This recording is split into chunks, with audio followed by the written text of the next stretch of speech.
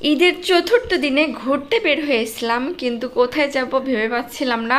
তারপর হঠাৎ করে গ্রামের মধ্যে একটা সুন্দর জায়গা পেয়ে যাই।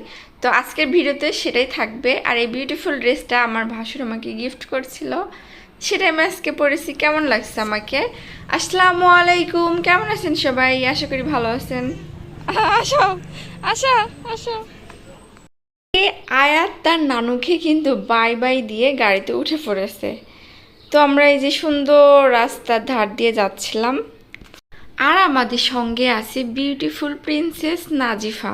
আর আমার প্রিন্সেসটা আমার সঙ্গে না থাকায় আমার একটু মন খারাপ হচ্ছিল, বাট কোনো বিষয় না। এই যে এখানে একজন বমি করে অস্থির করে ফেলেছে। কোনটা করেছে বমি একটু বলেন তো কমেন্টে। আর খুব সুন্দর সুন্দর আমার পছন্দের বাংলা গান শুনতে শুনতে কিন্তু আমরা যাচ্ছিলাম। আর যেতে যেতে আমরা জীবননগর পৌঁছে গিয়েছি, কিন্তু ঠিক করতে পারিনি যে কোথায় যাব।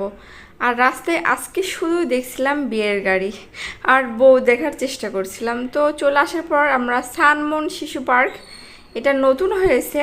তো আমরা রাস্তার ধারে যেহেতু ছিল, তো এখানেই আমরা থেমে যাই এবং আমরা পার্কের ভিতরে ঢুকতে চাই যে কি আছে একটু দেখি, যেহেতু গ্রামের মধ্যে পার্ক।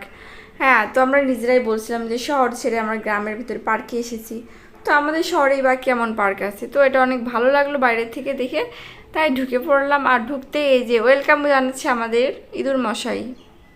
আর ঢুকেই কিন্তু আমরা সবাই একটু সেলফি উঠে নিলাম। তো প্রথমে ঢুকতেই ভালো লেগেছে জায়গাটা, যেহেতু অল্প, তারপরেও ঢুকতে একটা ব্রিজ আছে আর ব্রিজের নিচে একটা পুকুর টাইপের বিল আছে। এই যে এর ভিতরে দেখার জন্য, এর ভিতরে মেবি মাছও আছে।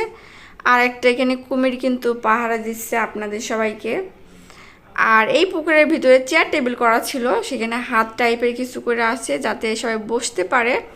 মানে চেয়ার টেবিলটাকে হাতে শেপ দেওয়া হয়েছে। তো গ্রামে মানে এই চিন্তা ভাবনাটা আসলে আমার অনেক ভালো লেগেছে, কখনো এরকম দেখা হয়নি। আর এখানে যে ঘাস দিয়ে সানমন পার্কের একটা লোগো তৈরি করা হয়েছে।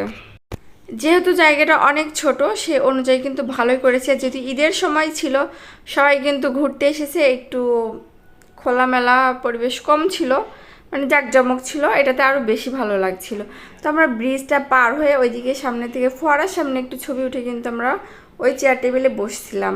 আর এই যে ছোট্ট মিনি ট্রেন ছিল, সেটাতেও কিন্তু একটু উঠছিলাম। এই যে আয়াত নিজে নিজে একা একাই নামছে। তো ওখানে নামার পর আমরা চলে আসব, তখন দেখতে পেলাম এই সানফ্লাওয়ারটা। আর এর ভিতরে এসে আমরা সবাই ছবি উঠছিলাম।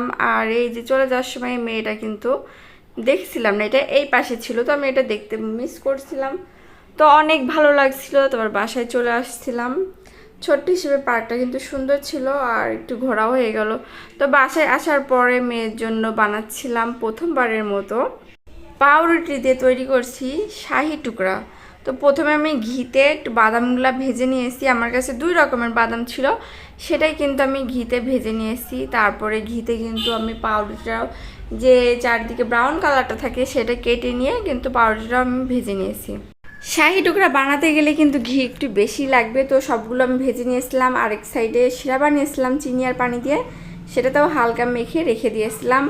আর একটা প্যানে আমি দুধগুলো জাল দিয়ে একটু ঘন করে নিয়ে এলাম এবং তাতে সে ঘিয়ে ভাজা বাদামগুলো দিয়েছি। এবং আমি একটা কৌটাতে, মানে একটা পাত্রে যে দুধের ভিতরে স্যাফরন দিয়েছিলাম, সেটাও ঢেলে কিন্তু আমি ওর উপরে দিয়ে পরিবেশন করেছি। তো এই ছিল আমার ব্লগ, আশা করি সবার ভালো লেগেছে।